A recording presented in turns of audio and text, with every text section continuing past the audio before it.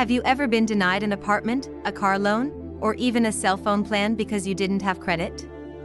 If you're an immigrant in the US, Canada, or any country with a credit system, you're not alone. Most immigrants struggle to build credit, not because they're bad with money, but because no one taught them the rules of the game. The credit system works very differently from how finances are managed in many other countries, and without proper guidance, it's easy to make mistakes that can set you back years. What's worse is that many immigrants don't even realize they're making these mistakes until it's too late, when they're already being denied for loans or facing higher interest rates. Today, I'm going to show you exactly why most immigrants fail to build credit, and more importantly, how you can avoid those mistakes and build a strong credit profile faster than you think. We'll break down the entire process into simple, actionable steps that anyone can follow, regardless of their current financial situation. By the end of this video, you'll know the step-by-step system to go from no credit to excellent credit, even if you just arrived in the country. This isn't just theory. These are proven strategies that have helped thousands of immigrants establish solid credit histories. Let's start with the biggest mistakes immigrants make, mistakes that can keep you stuck for years if you're not careful. These are the pitfalls that destroy credit before it even has a chance to grow, and understanding them is the first step toward building financial stability in your new country.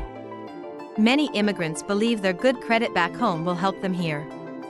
Unfortunately, that's not how it works. The US, Canada, and most other countries don't recognize foreign credit history. You're starting from zero, and that means you're invisible to lenders.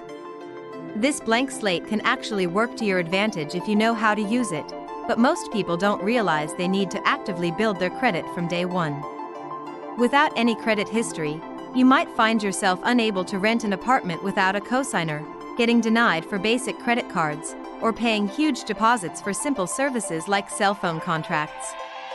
The good news is that with the right approach, you can build a credit history faster than you might think, but first you need to understand where others go wrong. Some immigrants fear credit cards, thinking they'll fall into debt. Others use only debit cards or cash because that's what they're accustomed to from their home countries. But here's the problem: if you don't use credit, you don't build credit.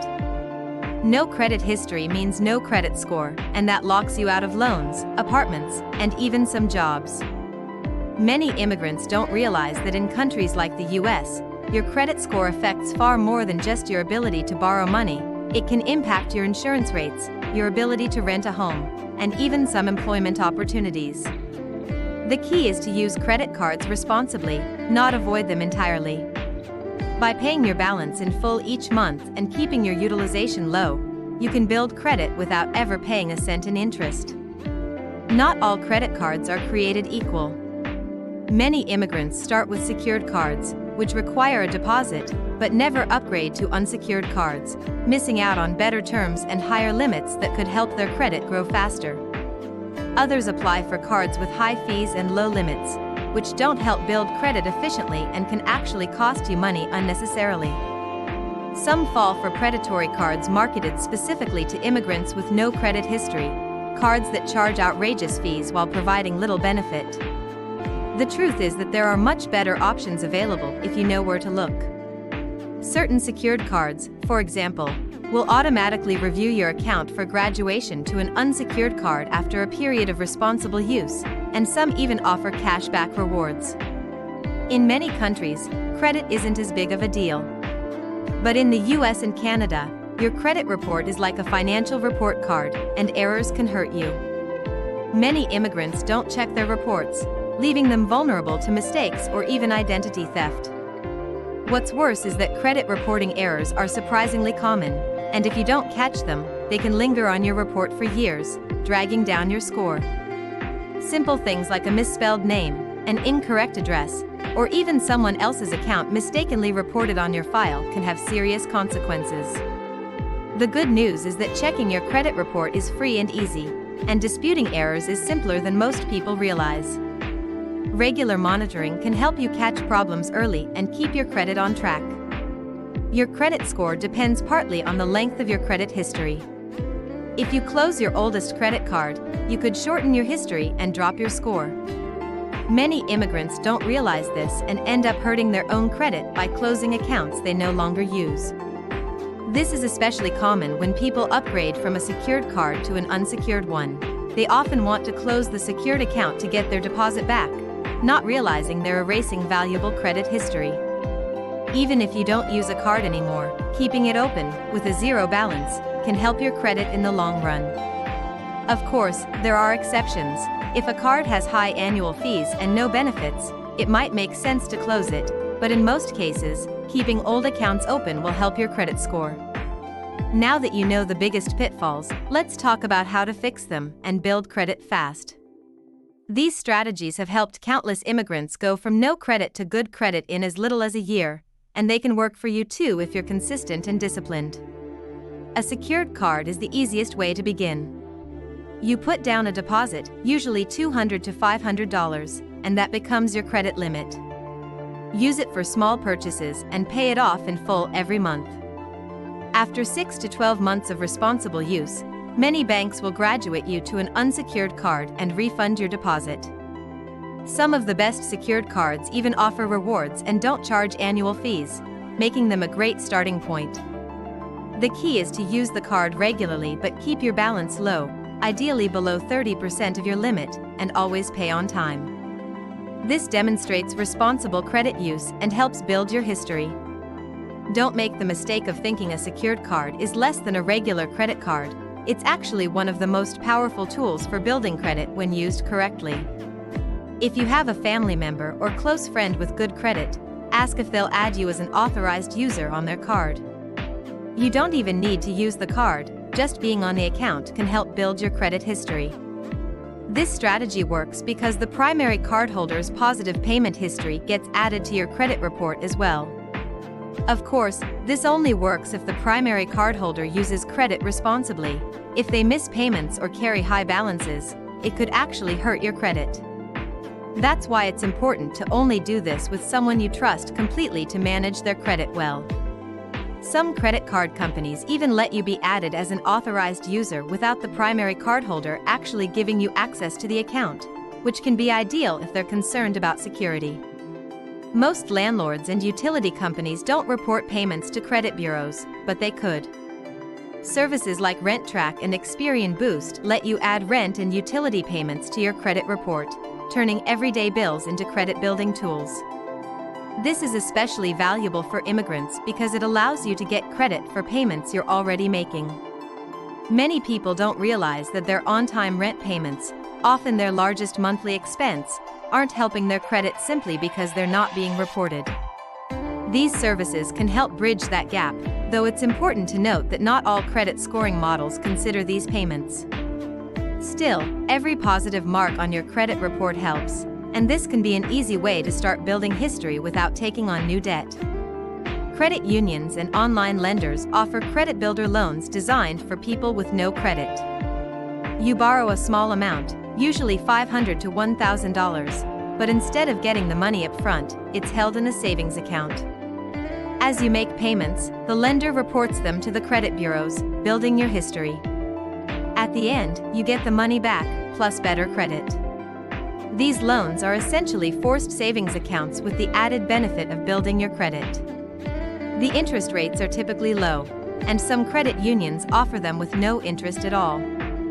This is one of the safest ways to build credit because you're not actually getting access to the money until you've proven you can make the payments. It's also a great way to diversify your credit mix, which can help your score. Even if you pay your bill in full every month, maxing out your credit card can hurt your score. A good rule? Never use more than 30% of your limit. If your limit is $500, try to keep your balance below $150. This is because credit utilization, the percentage of your available credit that you're using, makes up a significant portion of your credit score. The lower your utilization, the better it is for your score.